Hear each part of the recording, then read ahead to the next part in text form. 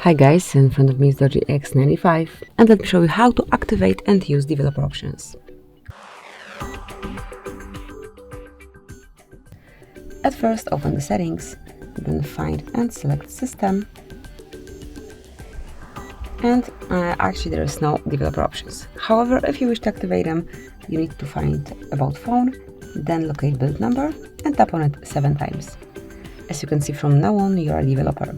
Once you go back and open system, you will be able to locate developer options and system settings. Click to open, and now you can smoothly use all the features here and manage it however you like. And then once you want to deactivate developer options, just unmark the stop switcher. And that's it, that will be all. Thank you for watching.